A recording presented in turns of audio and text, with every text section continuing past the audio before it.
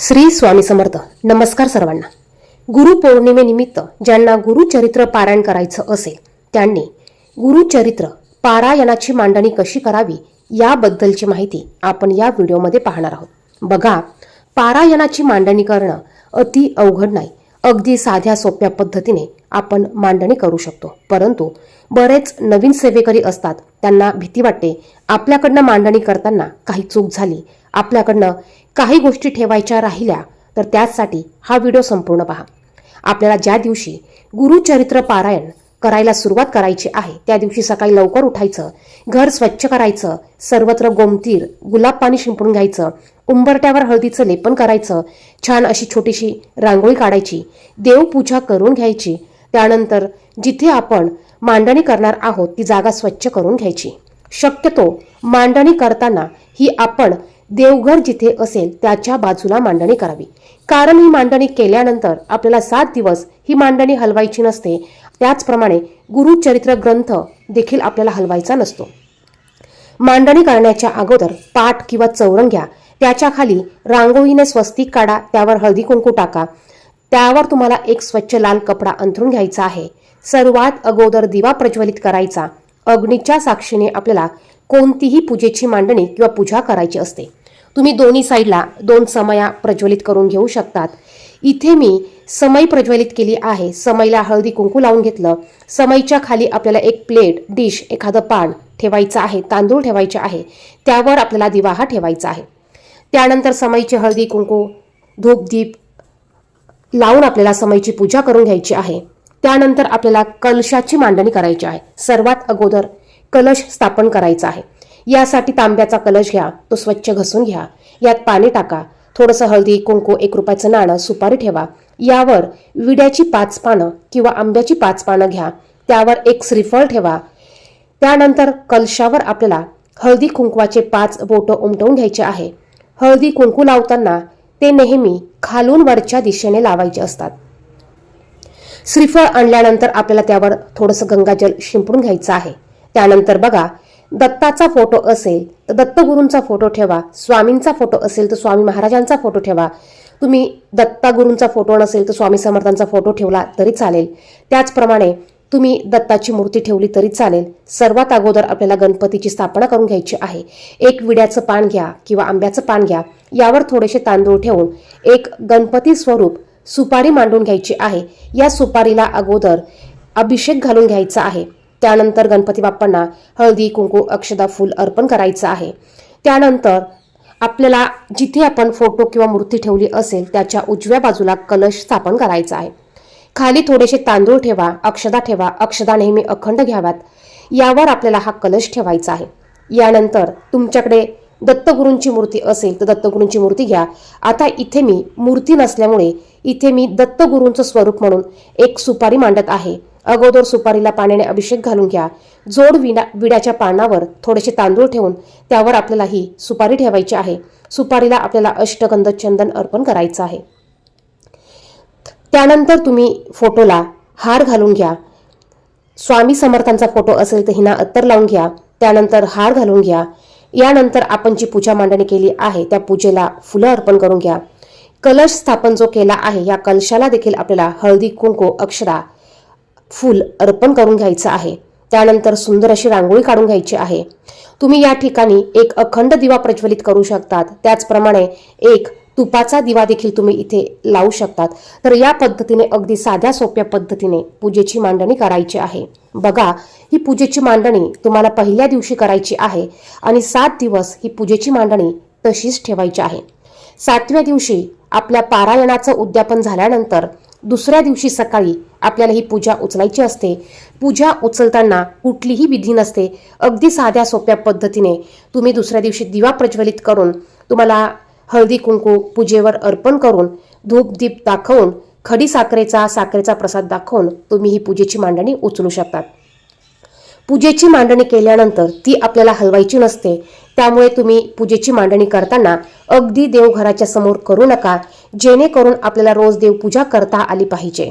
पूजेची मांडणी तुम्ही देवघराच्या एका बाजूला करू शकतात. कमी जागा असेल तर कमी जागेत देखील तुम्ही ही पूजेची मांडणी करू शकतात. ग्रंथ मांडताना देखील आपल्याला पूजेच्या समोर एक पाट ठेवायचा आहे, त्यावर ग्रंथ ठेवायचा आहे. ग्रंथ वाचून झाल्यावर तो नेहमी ब्लाऊज पीसने झाकून ठेवायचा.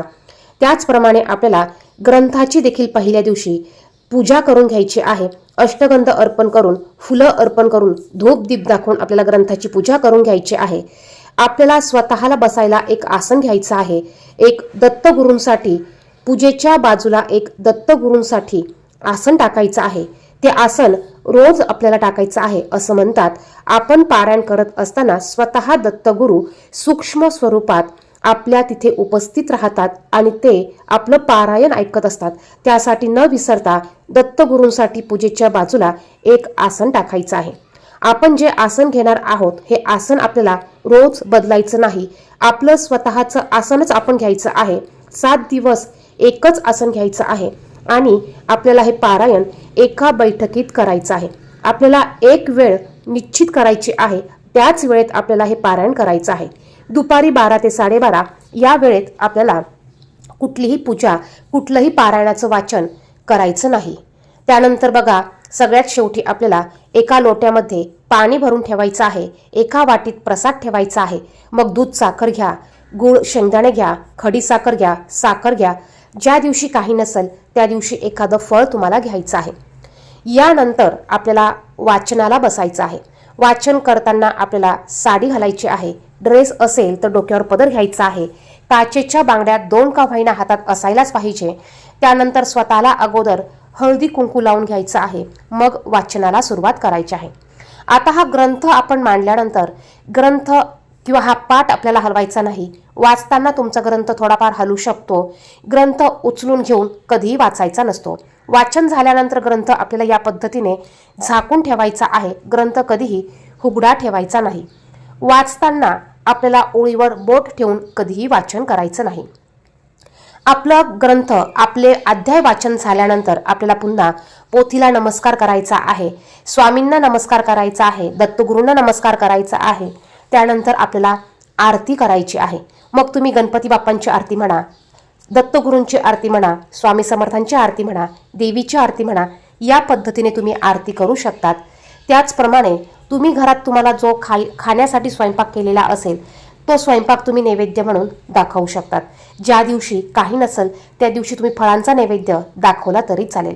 रोज तुम्हाला पूजा मांडणी केल्यानंतर रोज तुम्हाला ही शिळी फुलं, हार काढून घ्यायचा आहे. रोज नव्याने फुलं अर्पण करा. रोज नव्याने हार लावा. पाणी रोज बदलून घ्या. हे तीर्थस्वरूप पाणी घरातील सर्वांनी प्यायचं आहे. ठेवलेला प्रसाद घरातील सर्वांनी ग्रहण करायचा आहे. रोज वेगळा प्रसाद ठेवा. रांगोळी शक्य झाल्यास रोज नव्याने दुसरी रांगोळी तुम्ही काढू शकतात. आणि 7व्या दिवशी आपल्याला आपले 7व्या दिवसाचे अध्याय वाचन झाल्यावर याचं उद्यापन करायचं असतं. उद्यापन तुम्ही अगदी साध्या सोप्या पद्धतीने करू शकतात. उद्यापनाच्या दिवशी देखील आपल्याला थोडं लवकर उठायचं आहे, कारण या दिवशी आपल्याला आपलं अध्याय वाचन पूर्ण करायचे असतात आणि उद्यापन देखील करायचे असतात. तुम्ही स्वयंपाकामध्ये वरण, भात, भाजी, चपाती, एखादा गोडाचा पदार्थ करू शकतात किंवा पूर्णावरणाचा स्वयंपाक तुम्ही केला तरी चालेल. बघा, आता गुरुपौर्णिमा असल्यामुळे शक्यतो पूर्णावरणाचा स्वयंपाक आपण करायचा आहे. आपल्या गुरूंसाठी देखील आपल्याला नैवेद्य दाखवायचा आहे. नैवेद्यामध्ये आपल्याला घेवड्याची भाजी न विसरता करायची आहे. नैवेद्य बनवताना आपल्याला 4 नैवेद्य बनवायचे असतात. एक आपल्याला दत्तगुरूंसाठी, दुसरा नैवेद्य स्वामी समर्थांसाठी, तिसरा नैवेद्य आपल्या कुलदेवीसाठी, चौथा नैवेद्य आपल्याला आपल्या गुरुचरित्र ग्रंथासाठी बनवायचा आहे आणि एक नैवेद्य तुम्हाला, एक पान तुम्हाला, एक ताट तुम्हाला गायीसाठी बनवायचं आहे. बघा, हे 4 नैवेद्य आपल्याला आपलं पारायण झाल्यानंतर दाखवायचे आहेत. यानंतर नैवेद्य आरती आपल्याला करायची असते. आपण नैवेद्य दाखवल्यानंतर आपल्याला शिदा देखील एका बाजूला काढून ठेवायचा आहे. शिदामध्ये तुम्ही तेल, मीठ, पीठ, तांदूळ, डाळ, गूळ हे पदार्थ घेऊ शकतात. हे पदार्थ एका कुटुंबाचं एका दिवसाचं जेवण होईल इतकं घ्यायचं आहे आणि हा शिदा नंतर तुम्ही एखाद्या मंदिरात ठेवू शकतात किंवा एखाद्या गुरुजींना तुम्ही हा शिधा देऊ शकतात. तर या पद्धतीने आपल्याला उद्यापन करायचं आहे. उद्यापनाच्या दिवशी तुम्हाला शक्य झाल्यास तुम्ही एखाद्या ब्राह्मणाच्या जोडीला जेवायला बोलवू शकतात किंवा एखाद्या जोडप्याला जेवायला बोलवू शकतात. तुमच्या यथाशक्तीनुसार तुम्ही उद्यापन करू शकतात. त्याचप्रमाणे या दिवशी तुम्ही एखाद्या मंदिरात अन्नदान करू शकतात किंवा गुप्तदान दानपेटीत देखील करू शकतात. या पद्धतीने आपल्याला गुरुचरित्र ग्रंथाचं उद्यापन पारायणाचं उद्यापन करायचं आहे. आपण ज्या दिवशी पारायण करायला सुरुवात करणार आहोत त्याच्या आदल्या दिवशी आपल्याला 4 पोळी कुत्र्याला खाऊ घालायची आहे, म्हणजेच श्वानला खाऊ घालायची आहे. 1 पोळी गाईला खाऊ घालायची आहे. अगदी छोट्या छोट्या चाणक्या बनवल्या तरी चालेल.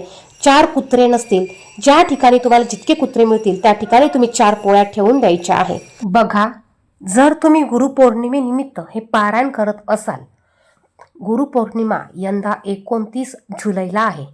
29 जुलैला जर का तुमची सांगता येत असेल तर तुम्हाला या दिवशी आपल्या गुरूंचा उपवास असल्यामुळे नैवेद्यामध्ये तुम्हाला फराळचे किंवा फळे ठेवावी लागतील. त्यासाठी तुम्ही याची सांगता ही 30 तारखेला 8व्या दिवशी केली तरी चालेल, किंवा मग तुम्ही हे पारायण 22 जुलैला चालू केलं असेल तर तुम्ही याची सांगता 28 तारखेला देखील करू शकतात. म्हणजेच काय तर गुरुपौर्णिमेच्या दिवशी आपल्या गुरूंना देखील उपवास असतो. या दिवशी तुम्हाला त्यांना कुठल्याही प्रकारचा वरण भात भाजी चपाती याचा नैवेद्य दाखवता येणार नाही. त्याचप्रमाणे बघा, काही प्रश्न असतील तर कमेंट बॉक्समध्ये नक्की विचारा. धन्यवाद. श्री स्वामी समर्थ.